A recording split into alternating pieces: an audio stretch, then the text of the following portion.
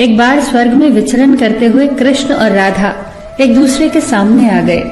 विचलित से कृष्ण, प्रसन्नचित से राधा। कृष्ण सकपकाए, राधा मुस्कुराई। इससे पहले कि कृष्ण कुछ कह पाते, राधा बोल उठी, कैसे हो द्वारिकाधीश।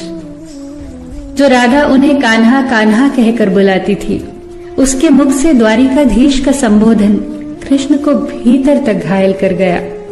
फिर भी किसी तरह अपने आप को संभाल लिया उन्होंने और बोले राधा से, मैं तुम्हारे लिए आज भी वही कान्हा हूँ। तुम तो मुझे द्वारिकाधीश मत कहो। आओ बैठते हैं। कुछ मैं अपनी कहता हूँ, कुछ तुम अपनी सुनाओ। सच कहूँ राधा, जब जब भी तुम्हारी याद आती थी, इन आंखों से आंसुओं की बूंदें निकल आती थी।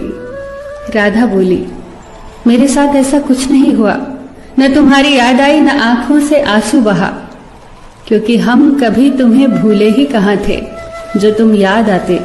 इन आंखों में तो सदा तुम ही थे, कहीं आंसुओं के साथ निकल न जाओ, इसलिए रोते भी नहीं थे।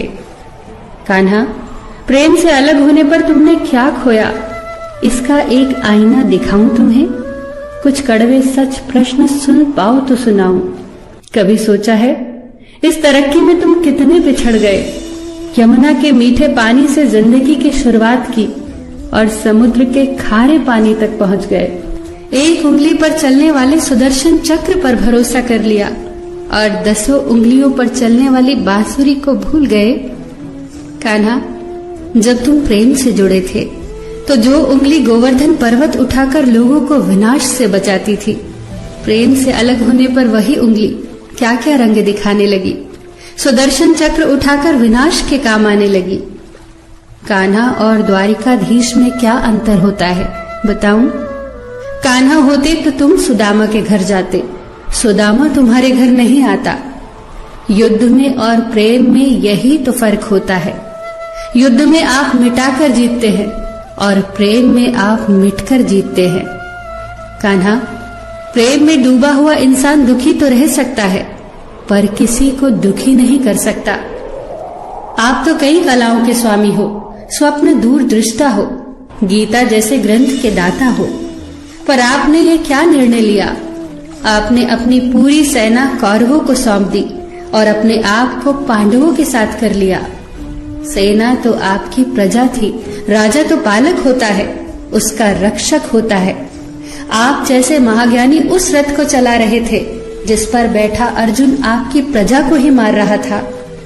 अपनी प्रजा को मरते देख आप में करुणा नहीं जगी, क्योंकि आप प्रेम से शून्य हो चुके थे।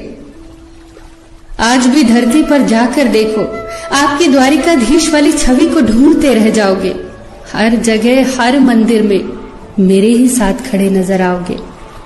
मैं जानती हूँ कान्हा, लोग गीता के ज्ञान की बात करते हैं, उसके महत्व की बात करते हैं, पर धरती के लोग युद्ध वाले द्वारिकाधीश पर नहीं, प्रेम वाले कान्हा पर भरोसा करते हैं।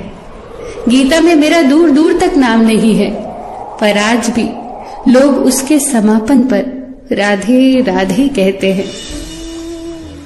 ये कहानी काल्पनिक जरूर है, पर इसके भीतर छिपी सीख बहुत महत्वपूर्ण है।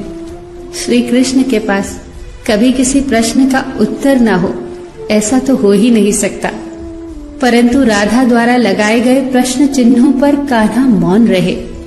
यही तो है प्रेम में समर्पण का भाव। पराक्रम में हमें हर किसी को हराना होता है, तब भी हम जीतकर भी हार जाते हैं, परंतु प्रेम में एक ही कईयों का दिल जीत लेता है।